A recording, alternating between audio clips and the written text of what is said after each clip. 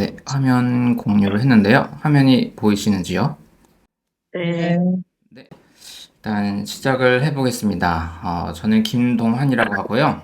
이게 이런 중요한 프로그램의 첫 번째 순서인지는 모르고 그냥 연락을 주셔서 무조건 저는 영광인 줄 알고 가벼운 마음으로 왔는데요. 이렇게 모이신 권사님들, 선생님들 보니까 또 살짝 긴장이 되고 그렇습니다.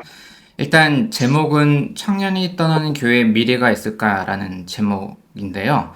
사실 이 제목은 제가 지은 건 아니고 제가 한 달 전쯤에 이제 기사형 포럼이라는 데서 이제 이 제목으로 먼저 부탁을 받고 발표를 한 적이 있어요. 그러니까 이제 청년 문제가 워낙 그 큰 문제다 보니까 이제 여러 시리즈의 주제 강연 중에서 제가 초대받아서 했던 거고요.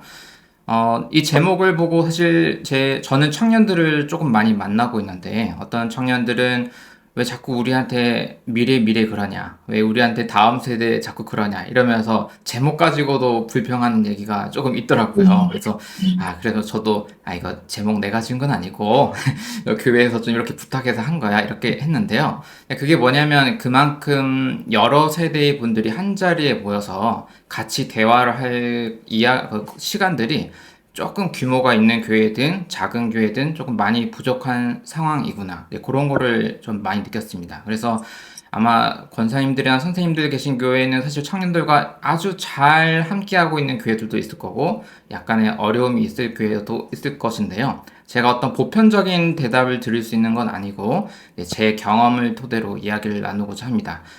원래 그때 그 포럼에서 발표한 거는 약간 신학 테스트 같은 거였어요. 왜냐하면 이제 학자님들이 많이 모이고 교수님도 모이고 이래서 말을 이제 어렵게 안 하면 약간 혼날 것 같은 그런 분위기였기 때문에 이제 신학 이야기를 했고 오늘은 오전 이야기고 또 이렇게 말씀 해석과 연결되기 때문에 저의 약간 그냥 삼나눔처럼 제가 경험했던 것들과 또 성경 해석을 좀 편하게 이렇게 나눠보는 시간으로 진행을 해보겠습니다.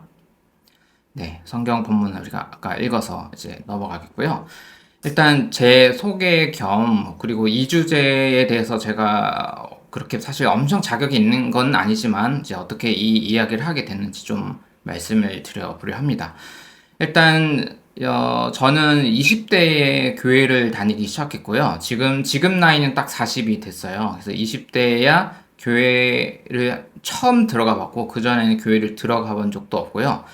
기독교인이 된 거는 대학교 한 1학년 후반, 대학교 2학년 넘어가기 전에 기독교인이 되었고, 저는 원래 이제 교대에 다니고 있었어요. 그래서 그 초등학교 선생님 하는 쪽으로 이제 준비를 하고 있다가 대학생 때 교회를 다녔고, 그 교회를 통해서 이제 신학교 권면을 받아서 이제 신학교를 20대 후반에 가게 되었습니다. 그러니까 작은 개척교회를 하나 다닌 게 제 인생에서 제가 성도로 교회를 다닌 건 첫 번째 하나밖에 없고요.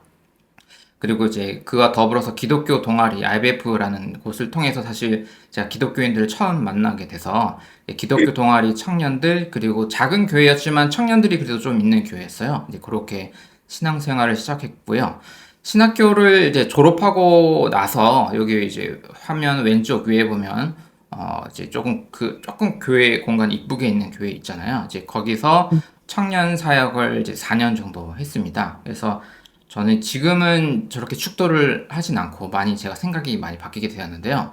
어떤 청년 목회를 4년 정도 했고 지금은 이제 개척을 했는데 30대 중반에 지금 6년 차가 되었어요. 그래서 그런 포럼에서 초대한 것도 아마 제가 청년 사역을 좀 오래 했고 그리고 이제 개척교회에는 50대, 60대, 70대 분도 계시긴 하지만 이제 퍼센티지가 2030 세대가 조금 더 많아서 항상 이제 같이 어울리다 보니 이제 그런 고민을 조금 들려달라 해서 그래서 제가 초대받았던 기억이 납니다. 일단 그 교회에서 청년부 일을 했을 때 경험을 살짝 떠올리면 너무 좋았고요. 그리고 사실 목사님들과도 제가 관계가 나쁜 편은 아니었어요. 그래서 제 친구들은 다 지금 제도권교회 일하고 있는 친구들이 많긴 하지만 그런데 이제 결정적으로 왜 개척을 했냐, 그리고 뭐, 그걸 또 어떻게 보면 30대 중반에 개척하면 조금 이른 편이긴 하잖아요. 왜 했냐면은 사실 오늘 주제랑도 조금 관련이 있어요. 저 같은 경우에는 그냥 한마디로 하라고 하면은 교회 조직 문화가 좀 부딪혔다라고 생각하거든요. 근데 이거는 요즘 교회를 떠나서도 청년분들이 일반 직장 생활할 때 그 부딪히는 문제이기도 하고요. 그리고 청년을 떠나서 또 교회들이 젊은 사역자를 구하기 어려운, 그러니까 전도사님들을 채용하기 어려운 게 좀 핫 이슈더라고요. 저도 이제 친구들 만나보니까, 왜냐면 제가 신학교 졸업한 지 10년이 되어서 동기들이 어느덧 그 기성교회에서 좀 전도사를 뽑아야 하는 위치에 있는 친구들도 있고 그런데, 이 세대가 너무 달라지니까 그 전도사님, 목사님 뽑는 것 자체가 어려운 것도 많더라고요. 그래서 이게 저만의 문제가 아니라 지금 사회와 교회의 공통된 문제가 아닐까 그런 생각을 해봅니다. 밑에 보시면 이 두 번째 사진이 최근 지난달 저희가 이제 약간 워크숍을 했어요. 저희 수련회라고 안 하고 교회 워크숍을 하는데 그렇게 모이고 있고요.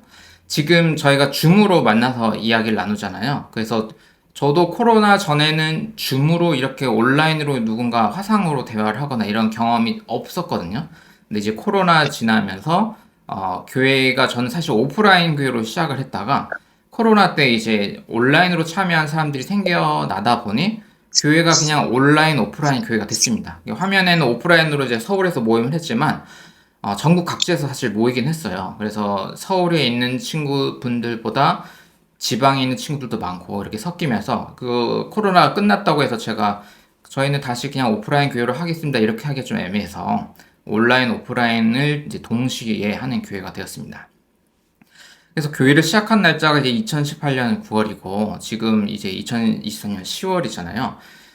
지난 6년간 제가 생각이 얼마나 바뀌었냐. 그래서 1년 지나는 걸 생각하면 많이 바뀌진 않았는데, 이게 6년을 지나고 보니까 제가 조금 많이 바뀐 부분들이 있고, 그 바뀐 과정 가운데는 제가 뭐 신학 공부를, 그전에는 장로교 전 통합인데, 장로교 통합에서 일가라는 책만 읽어서, 읽던 책만 읽어서 그 생각이 거기에 머물러 있다가, 제가 좀 자유롭게 책들을 이제 보다 보니까 생각이 좀 넓어진 것도 좀 있고, 그거 한 가지와 더불어 이제 화면에서 보시는 것처럼 청년들이 고민이 엄청 다양해요.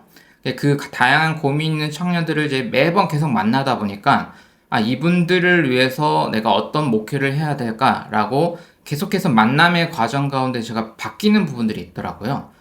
대표적인 예로 여기 아까 말씀드렸지만 전 교회에서는 이렇게 예배의 정통적 순서 안에서 이렇게 축도도 하고 성찬 진행도 목회자가 주로 하고 저도 그런 일을 하면서 지내왔는데요. 같이 지내다 보니까 물론 그런 걸 원하는 청년들도 있지만 대부분의 청년들은 좀 솔직하게 대화를 하고 여러 질문에 좀 편하게 응답해주고 함께 살아가는 것 자체를 원하는 분들이 많아서 저도 거기에 조금 이제 영향을 많이 받게 되었습니다. 그러다 보니까 이제 작년에 그래도 교회를 시작합니다라고 뉴스엔조에서 이제 연락이 와서 연재글을 쓰다가 그게 또 이렇게 책까지 나왔는데요. 근데 이제 조금 자유롭습니다. 제 생각에는 여기 강의 들으신 분들 중에 저랑 비슷한 분도 있고 저보다 조금 전통적인 생각을 하는 분도 있고 저 이야기를 듣고 가소롭다고 생각하는 분도 있을 것 같고 스펙트럼이 기장이니까 다양할 거라고 생각하는데요. 저는 어쨌든 장르고 통합 전통보다는 조금 자유로워졌다. 사람들을 이제 청년들을 자꾸 만나다 보니까 이제 그런 맥락에서 이런 책도 쓰게 되었다는 말씀을 먼저 드리겠습니다. 요거는 이제 제 경험을 토대로 그 아까 얘기한 제가 4년 정도 일했다고 하는 그 이제 청년 교회 거기는 예배 드릴 때 청년들이 한 500에서 600명 정도가 예배를 드리는 곳이었고 그런데 조금 특이한 점은 뭐냐면요. 청년들이 엄청 빨리 오고 엄청 빨리 나가는 교회였어요. 제가 그 교회에서 마지막에 일을 했던 게 그 새가족부 담당을 목사로 한 8개월 일했거든요. 근데 그 리더 수만 한 20명 정도였어요. 그 말인즉슨 뭐냐면 매주 교회로 오는 청년들이 굉장히 많은 교회라서 이제 그러면 그 리더들이 이제 이렇게 많이 있어야 하는 교회였거든요. 저도 매번 이제 적으면 한 대여섯 명, 많으면 10명 넘게 새로운 사람들을 만나서 상담하는 일을 이제 마지막에 이렇게 조금 해왔고 그러면서 청년들이 교회를 떠나는 이유가 뭐냐 이게 자연스럽게 물어보게 되잖아요. 그 이단이 많지는 않지만은 그런 것도 조금 검열해야 되는 뭐 신천지라든지 그런 것도 제 일이긴 했고, 사실 그거는 아주 극소수의 일이고, 더 큰 일은 교회를 떠난 이유를 좀 이제 물어보는 일을 하다 보니까 그 전교에서도 나오기 몇 달 동안 정말 많은 사람들을 만나면서 이제 그런 얘기를 계속 듣다 보니까 조금 데이터가 생긴 게 있죠. 그리고 교회도 아주 좋은 교회였음에도 불구하고 어떤 뭐가 부딪힘이 있어서 떠나는 청년들이 엄청 많았어요. 그런데 교회가 이거를 아주 조금 뭐랄까요? 진지하게 하기에는 좀 어려웠던 이유는 교회로 오는 청년들이 너무 많으니까 떠나는 청년들보다 오는 청년들이 많고 이러니까 이거를 모든 목사님들이 거기 집중하기는 좀 어려웠던 것 같습니다. 그래서 저는 중간에 목회자로서 있으면서 이 상황을 몇 년 동안 계속 보다 보니까 그냥 약간 데이터가 쌓인 것뿐이에요. 그래서 제가 만나는 청년들을 조금 카테고리화를 해봤는데, 왜냐면 우리가 2030, 청년, MZ세대 이렇게 하나의 이름으로 묶여있는 너무 다양한 거야. 일반 사회에서도 그런데 교회에서도 그냥 청년 하면 뭐 하나로 묶을 수가 없어요. 제가 볼 때는 어떤 청년들이 있었냐면, 첫 번째로는 모태신앙인 청년들이 있었죠. 저 같은 경우에는 아까 말씀드렸지만 원래 기독교인이 아니고요. 제 인생에서 절반은 기독교인이 아니었고, 기독교인이 아니었을 뿐만 아니라 기독교를 좀 안 좋게 본 시선이 저한테 있었던 것 같아요.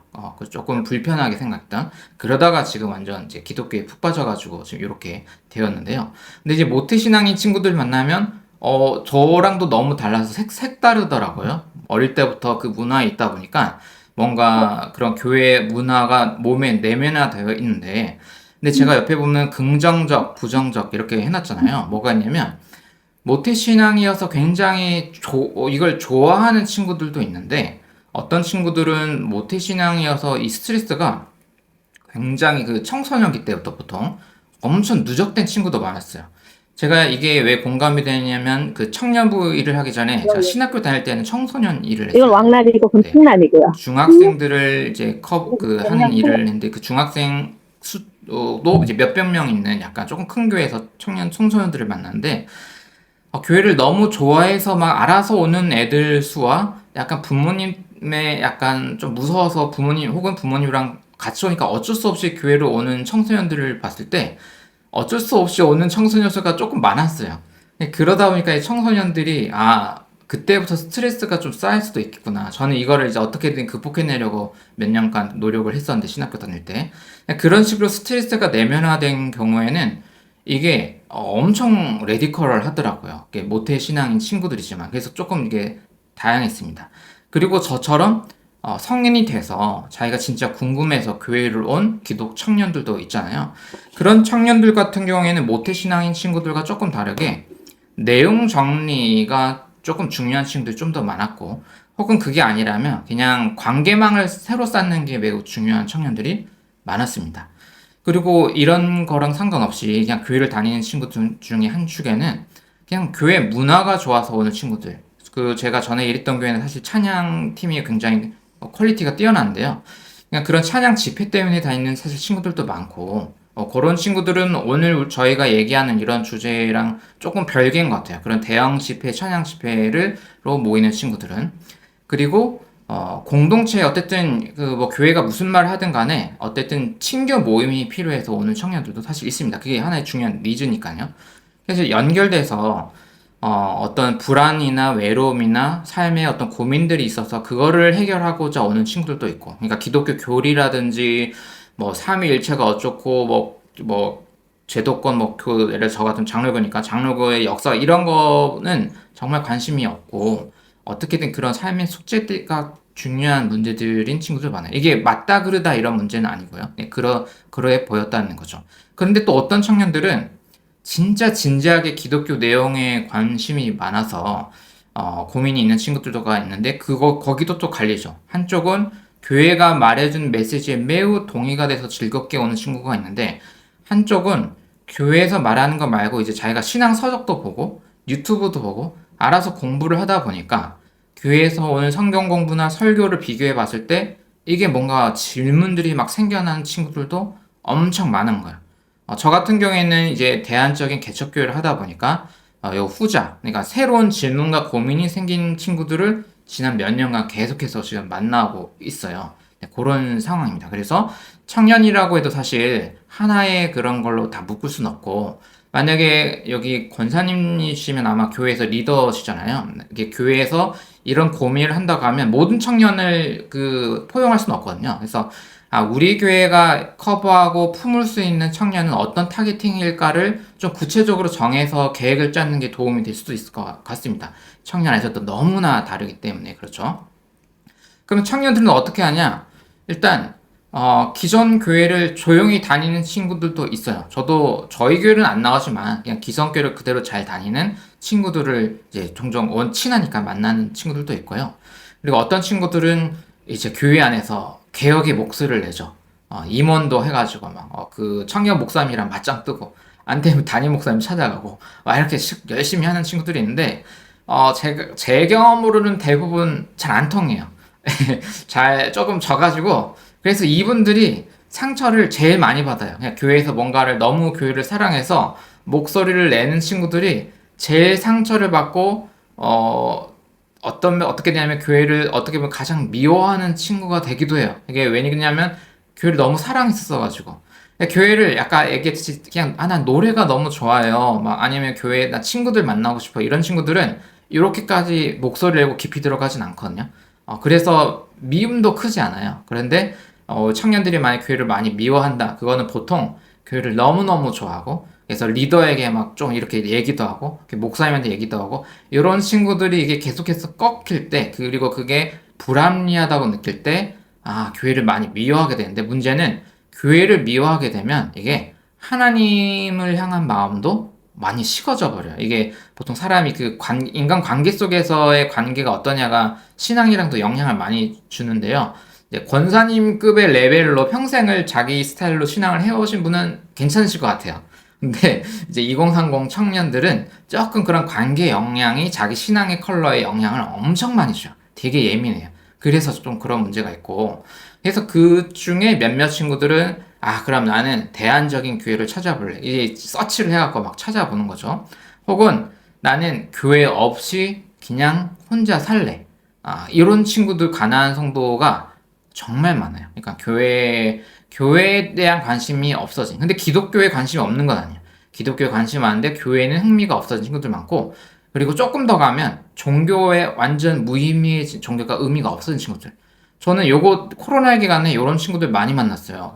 전 교회에서 거의 모태신앙인 애들, 모태신앙 그냥 모태신앙이 아니라 그 교회에서 태어나서 그 교회를 평생 20년, 30년 이렇게 다닌 친구들이 코로나 기간에 뭔가 문제가 있고 뉴스에서 교회 문제를 보고 또 자기네 교회에서도 약간 이런 걸 보니까 교회 마음이 떠나는데 이게 기독교 자체에 대해서 질문도 없어요. 교회 문제를 얘기하는 거에 시간을 쓰는 것조차 아까워하더라고요. 제가 그렇게까지 차가워지는 거를 제가 몇 명을 보고 조금 많이 놀라긴 했거든요. 그렇게까지 갑니다. 그래서 우리가 뭘 해야 되냐? 청년들도 다양하고 청년들이 선택한 옵션도 다양하다 보니까 일단은 여기는 기장에 있는 리더십에 있는 분들 많잖아요. 제도권 교회가 일단 건강한 교회가 필요한 것 같아요. 저는 사실은 조금 대안적인 교회를 만들고 사실 교회들도 네트워크를 새로 만드는 일을 하고 있긴 해요. 사실 저 같은 경우에는. 근데 제가 해보니까 한 6년 해보니까 아무리 대안교회를 해도 저희가 커버할 수 없고 성당이든 뭐든 아니면 이런 제도권 교회든 거기서 해줄 수밖에 없는 그게 확실히 있더라고요. 그래서 제도권 교회가 건강하게 해주는 게 있고 저는 그리고 저희처럼 조금 소소하고 조금 창의적인 이런 다양한 교회 모임도 필요하고 또 어떤 친구들에게는 교회가 이제 안 되는 분들이 있어요. 그냥 신앙의 독서 모임이라든지 뭔가 그런 다양한 기독교를 테마로 한 모임들과 네트워크가 밖에 거기만 필요한 경우도 있더라고요. 좀 아쉽지만 저도 교회 운동하는 사람이니까 교회로 다 갔으면 좋겠는데 그래서 이게 서로 연대하면서 다양한 스펙트럼을 만들어줘야 청년들이 이제 입맛에 맞게 움직일 수 있을 것 같고요. 한 가지만 더 말씀드리면 이제 기독교 설문조사도 좀 있어요. 저도 사실 그걸 소개해드릴까 하다가 제가 그냥 제 경험을 말씀드린 게 제가 만난 이렇게 교회에서 부딪히고 떠나고 가난한 성도가 되거나 이런 친구들은 그리고 조금 이제 레디컬하게 좀 차갑게 있는 친구들은 설문조사도 안 해요. 그러니까 기독교 여러분 왜 교회에 대해 어떻게 생각해요? 이런 거를 응답해주는 친구는 그래도 교회를 조금 많이 옹호하고 있는 친구들이거든요. 그러다 보니까 제가 그런 걸 볼 때마다 제가 평생 만나왔던 청년들과 조금 뭐 결이 다르다는 느낌이 있어서요. 그래서 그거를 조금 더 소개를 해드릴게요. 그냥 제가 어떻게 서치한 거를 그냥 보여드리는 게 좋을 것 같아서 일단은 저는 이제 코로나 때 어쩔 수 없이 저도 온라인으로 유튜브를 하다 보니까 이제 그 유튜브를 하다가 또 그걸로 보고 오는 청년들이 있는데 지금 화면에 보이시는 자매님은 이제 우리 그 남편 전도사님과 결혼해서 이제 그 캐나다로 유학을 떠나요. 그래서 굉장히 이제 장로교 후배님이시지만 굉장히 세계적인 신학교로 지금 갔거든요. 갔는데 이 친구들도 교회에 문제가 많아서 왔는데 요 한 30분짜리 영상이지만 조회수가 27,630회 나오고 댓글이 엄청 많이 달려요. 그러니까 교회에서 목사님이 야 너네 불만이 뭐야 어려움 뭐야 할 때 대답을 해주면 좋은데 보통 대답을 안 하고 이런 자기네들이 편하게 얘기할 수 있는 공간에다가 뭘 하면 무진장 달리거든요. 그래서 사실 이런 컨텐츠들이 사실 솔직한 마음이긴 해요. 그래서 이 자매님이 얘기한 거를 짧게 요약을 하면은 나는 지옥에 대한 교리가 좀 문제였던 것 같다. 공포로 이렇게 하는 거. 그 다음에 교리 중에 이해가 안 되는 게 너무 많은데 그걸 너무 강요하는 거 너무 힘들었다. 그리고 교회가 뭔가 대화하는 걸 너무 힘들어하고 내가 이런 질문을 하면 날 이상한 사람 취급하더라. 그리고 뭐 이성교제라든지 술 문제라든지 뭐 이런 거에서 교회가 지나치게 내 삶을 통제하려고 하는 것 같았다. 뭐 물론 저도 그게 다 맞다고 하는 건 아닌데요. 어쨌든 그런 비판들이 조금 많았고 모든 교회의 교육이라는 게 저도 이제 교대 나와가지고 교육학 전공이거든요. 근데 이제 교육학 언어로 따지면 그 주입식 교육이라고 하죠. 뭔가 대화와 질문과 뭐 이런 것보다는 일단 들어봐 해가고 쭉 읊어주는 거. 그게 효율적이긴 해요. 근데 이제 그런 거를 힘들어하는 친구들이 되게 많은 거죠. 자, 영상의 내용은 그건데 댓글들도 정말 과간인데 댓글 중에 좋아요가 가장 많이 있는 건 가스라이팅 문제다라고 누군가 댓글을 달았는데 그 댓글에가 좋아요 50개 있었어요. 이게 뭐냐면 이게 교회가 좀 날 속이고 있고 가스라이팅 하고 있다고 느끼는 청년들이 엄청 많다는 거죠. 그 다음에 제가 최근에 이게 지난주 8월 20일이니까 지금 며칠 전이죠. 스레드라고, 저도 이거 잘 안 해요. 제가 최근에 한번 해본 거거든요. 이거는 반말로 소통하는 SNS예요. 저도, 야, 내가 이런 걸로 부탁을 받아서 했는데, 저도 이거 진짜로 배가 고파서 나가긴 했거든요. 그래서 혹시 이런 거 어떻게 생각해? 자, 제 팔로우 친구도 없어요. 그냥 저도 처음 가입한 거거든요. 그랬을 때 얘네들이 반말이니까 편하게 얘기를 해주잖아요. 그 얘기가 한 3일 동안 댓글이 무지하게 달렸는데 여기 보면 댓글이 300 이렇게 있는데 물론 답변 수도 포함되긴 한 거예요. 근데 여기서 뭐 제가 가장 좋아요가 많이 달린 댓글 2개만 캡처를 해왔어요. 이게 저 빨간색은 저도 전 댓글에 모두 좋아요를 하거든요. 제가 동의가 되든 안 되든 일단 댓글 썼으니까 감사하다는 마음으로 쓰는데 어떤 거가 제일 좋아요가 많이 달면 설득이 아니고 막 강요를 한다. 이해를 해주는 게 아니라 책망한다. 조언이 아닌 막 간섭한다. 말만 하더라. 뭐 그런데 문제는 자꾸 이러니까 내가 아예 관심도 없습니다. 이런 댓글에 좋아요 되게 많이 달렸고 그 다음에 양육 없는 봉사만 강조한다. 그 다음 개인에 대한 배려가 없다. 교회 조직이 좀 회의가 된다.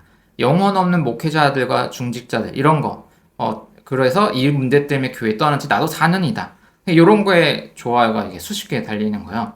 저도 누군지 몰라요. 그냥 그 반말로 편하게 대화하는 공간이고 저 같은 경우에는 여기를 하는 이유가 뭐 1인 프리랜서 하는 사람 친구들이나 이 젊은 분들이 되게 반말로 편하게 아이디어를 모으는 게 많아서 사실 제가 종교보다도 그런 거 저도 배우려고 그 SNS 들어간 건데 어쨌든 이런 거에 교회를 떠난 친구들도 사실 하고 싶은 얘기들이 굉장히 많고 요런 거를 사실 제일 좋은 건 교회에서 이렇게 커피 한잔 하면서 권사님들과 청년들이 서로 사랑하는 마음으로 대화를 하면 너무 좋은데 이게 조금 어렵다라는 거죠.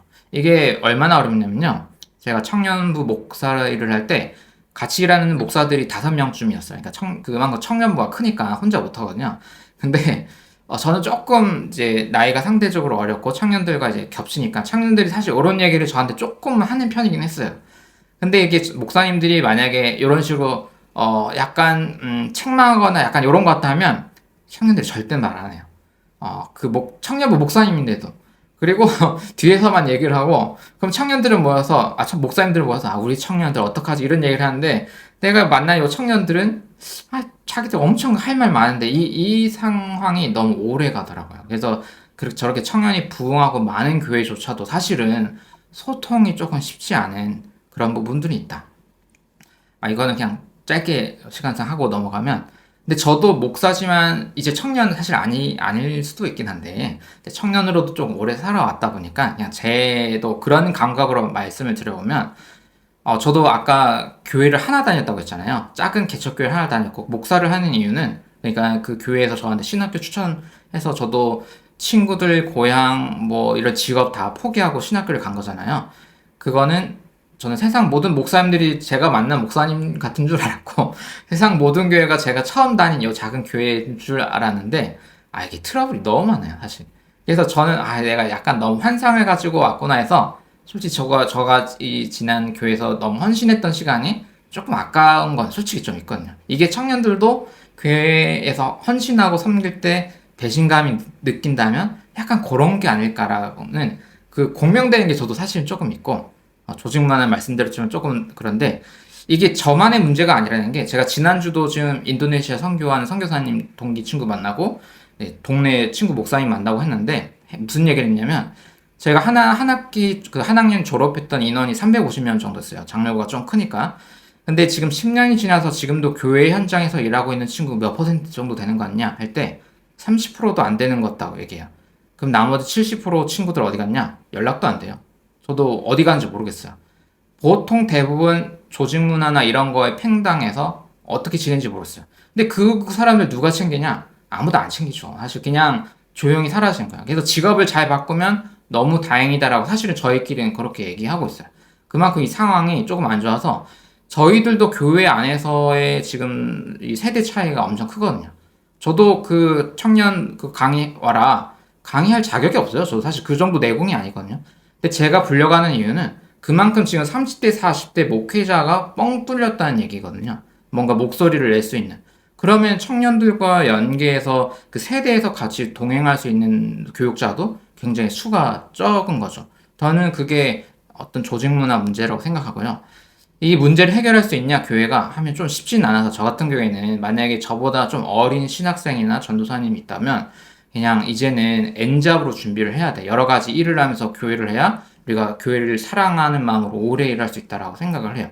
저도 그래서 이제 여러 가지 일을 같이 하고 병행하고 있고, 그리고 이런 경험을 많이 하니까 저도 좀 마음이 차가워질 때가 있잖아요. 지금은 조금 어느 정도 회복을 했습니다. 그래서 그러니까 이게 그냥 웃으라고 한 말이지만 기도해도 이게 잘 안 되는 게 너무 많으니까, 저는 처음 신학교 갈 때는 제가 기도하고 하면 뭐 다 될 줄 알았는데 그건 또 아니더라고요. 그래서 지금 마음가짐은 그냥 평범하고 소소하게 그냥 작은 건강한 이런 모임을 하고 싶다. 약간 그런 건데, 청년들도 약간 그런 마음이 아닐까. 교회에 와서 막 기도 응답받고 뭐 엄청 인생 뚫리고 뭐 이런 걸 원하는 친구도 있겠지만, 그냥 그 하나님을 사랑하는 마음을 잃지 않고 같이 소소하게 만남을 하면서 서로 응원하며 살고 싶은 게 아닐까? 이게 제 마음에 비추어서 한번 생각을 해봤습니다. 요걸 이제 그 성경 구절과 제가 고민되는 걸 연결시켜 보면, 저는 최근 그 아까 얘기한 그 워크숍 때 한 게 뭐였냐면요. 제가 이제 교단을 떠나서 다시 조금 생각해 보려고 하니까 어떤 교리들은 없더라도 뭔가 중심은 있어야 되잖아요. 그래서 기독교 핵심을 뭘까라고 할 때 정리를 한 게, 그건 사랑이겠다.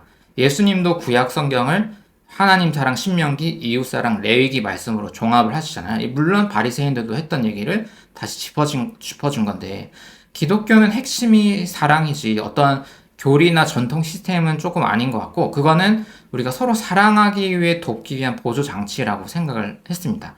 그리고 한국 교회는 근데 너무 그 진입 장벽이 너무 많은 거예요. 네가 우리 교인이 되려면, 사실 저도 세례 교육할 때 웨이서민터 신앙교백부터 수백 년 전에 교리문답서거든요. 그거 외우게 시키고 대답시키고 사실 그렇게 해오긴 했는데, 이게 기독교에 대했을 때 이 친구들이 그 공감할 수 없는 너무 진입 장벽이 너무 많은 거예요. 그리고 여기 특히 이제 과학 쪽에 전공하는 친구들은 과학이랑 종교 문제가 있고, 요즘 또 2030 문제는 젠더 관심 되게 많아요. 그런데 우리 교회에서 얘기하는 거랑 또 교양과 상식이 너무 층이 달라서 이걸 넘어야 할 벽이 너무 많은 거예요. 그런데 우리가 처음 읽은 바울의 메시지는 어떨까요? 자기는 나는 자유인이지만 내가 복음의 기쁨, 복음의 축복을 공유하기 위해서 23절에 보면 고린도서 9장 2, 3절에 보면 복음의 축복이라는 말 나오잖아요. 저는 이 말이 너무 좋더라고요. 이거를 나누기 위해서 유대인에게는 난 유대인처럼 됐고 이제 다른 사람에게 또 다른 약한 사람에게는 약한 사람처럼 돼서 내가 그들과 같아지면서 공감하면서 예수님의 사랑을 전하는 복음의 축복을 나눴다. 이런 얘기를 하는 거야. 자, 질문 하나를 드려볼게요. 지금 고린도전서를 쓸 때 바울은 나이가 몇 살쯤이었을까요? 이 고린도전서를 쓸 때. 현대 신학자들은 대체로 바울이 언제 태어났냐라고 볼 때 기원 후 5년에서 10년쯤으로 봐요. 그러니까 예수님보다 5살, 10살 젊은 걸로 보는 거죠. 고린도전서가 언제 쓰였냐로 추정할 때 현대 신학자들은 대략 한 AD 55년, 조금씩 플러스 마이너스 몇 년 차이는 있습니다. 그러면 이 고린도전서 쓸 때 바울의 나이는 45에서 50살 사이 정도예요. 그러니까 나이로 하면은 특히 고대 기준에서 40대, 50대는 청년 나이는 아니긴 한데요. 그런데 그 스피릿이 뭐냐고 보면 지금 이게 너무 청년 스피릿 같다는 거예요. 나는 예수의 하나님의 계시가 구체로 드러난 예수의 사랑, 예수로 나타난 그 사랑은 복음의 축복을 나누기 위해서 나는 율법 교사로 바리새 교육으로 평생을 교육을 받은 완전 전문적인 바리새 학파지만 다른 세계의 다른 문화권에 있는 사람들과 같이 되면서 예수의 사랑을 전하려고 노력하고 있다. 그런데 사람들이 누군가는 너 예수를 믿으려면 할례 받아야 돼. 예수 믿으려면 너 음식 가려야 돼. 예수 믿으려면 이거 해야 돼. 자꾸 이런 장벽을 만들어 놓으니까 바울은 그거를 해체하는 작업을 하고 있는 거거든요. 그래서 생물학적인 나이는 조금 있지만 이 스피릿이 굉장히 저는 청년 스피릿이고 조금 이렇게 포용적인 마인드라고 이제 생각을 합니다. 제가 그 기청이 포럼에서 얘기한 거는 사실 요건데요. 이게 송기령 선생님은 데이터 사이언스로 우리가 막 그 SNS, 인터넷 유튜브에 막 검색하고 막 쓰잖아요. 그런 데이터를 다 모아가지고 사람들의 시대적 관심이 뭐냐, 뭐 이런 걸 연구하는 사람이고, 옆에 있는 한병철 선생님은 그런 방식은 아니고 독일의 유명한 철학자죠. 아마 피로사회 이런 거 말 들어보셨을 거예요. 워낙 세계가 막 빨리빨리 바뀌고 막 무한 경쟁시키고 너무 지치잖아요. 그런 걸 철학적으로 하신 분인데 이 두 분의 메시지가 조금 달라요. 근데 저는 둘 다 맞는 면이 있다고 생각했거든요. 핵개인의 시대는 핵개인 어떤 느낌인지 알겠죠? 요즘 사람들은 자기가 어떤 직업, 어떤 진로, 뭐 결혼을 할 거냐 말 거냐, 내가 누군가와 네트워킹 할 거냐, 자기들이 결정해서 스스로 주체적으로 움직이는 사람들인 거야. 옛날 제가 청년 시대만 해도 교회 다닐 때만 해도 교회에 와서 친구 사는 게 제일 핫한 거였거든. 근데 지금은 그렇지 않다는 거야. 청년들이 나는 등산 모임만 가고 뭐 이런 식으로 자기 거를 만드는 핵개인 시대라는 거죠. 근데 리추얼의 종말에서는 뭐 무슨 얘기를 하냐면 사람들이 너무 그러니까 이분이 얘기하는 거는 그래도 로컬 마을에 자기가 편안하게 어울릴 수 있는 그게 필요하고, 안 그러면 너무 불안하고 우울하고 흔들릴 수밖에 없다. 여기 리추얼은 기독교로 따지면 예배거든요. 이분도 카톨릭 교인이에요. 예배라는 게 고정돼서 이렇게 있어서 우리 거기 참여하고 몸으로 움직이고 이런 게 있어야만 사람들이 사실 이 사회를 안전하게 유지할 수 있다. 이런 거거든요. 자, 저는 이 두 가지가 다 맞는 것 같아요. 이 둘 중에 뭐 하나만 하면은, 자, 핵게임만 가면은, 저도 작년 워크숍 때 이거 했는데, 청년들이 뭐라고 말하냐면, 조금, 맞긴 한데, 조금 불안하다고 그랬어요. 너무 자기가 알아서 막 하라고 그러니까. 근데 또, 리추얼의 정말처럼 가면, 여기 아마 권사님들이나 선생님들은 여기 익숙할 것 같아요. 저도 사실 목사니까 이게 많은데, 근데 이렇게만 가면, 청년들이 답답해요. 같이 할 수가 없어요. 그래서 뭐가 필요하냐면요, 두 가지 사이에서, 여기 보면 공동체라는 말이랑 커뮤니티라는 말을 썼잖아요. 자, 교회를 관심 있어 왔을 때 공동체라고 하면 제가 교회를 다녔을 때 그 감각이에요. 너 이름이 뭐고 몇 살이고 진로가 뭐고 어떻게 살고 있고 우리 매주 만나서 지난 일주일 어떻게 살았는지를 나누면서 약간 딥하게 가는 그런 공동체. 근데 커뮤니티는 닉네임으로 만나고 자기가 원하는 것만 말하고 자기가 원하는 시간에 참여를 해요. 근데 대부분의 요즘 청년들은 이런 커뮤니티가 익숙해졌어요. 근데 이게 다 좋냐 하면 그건 아니에요. 왜냐면 그만큼 불안하고 우울하고 이런 문제가 같이 있거든요. 그래서 근데 교회는 저는 예수님의 그 차별 없는 사랑 그 베이스 위에 이 두 가지가 같이 갈 수 있는 형태로 좀 바뀌어 가야만 여러 세대가 같이 있을 수 있다고 생각해요.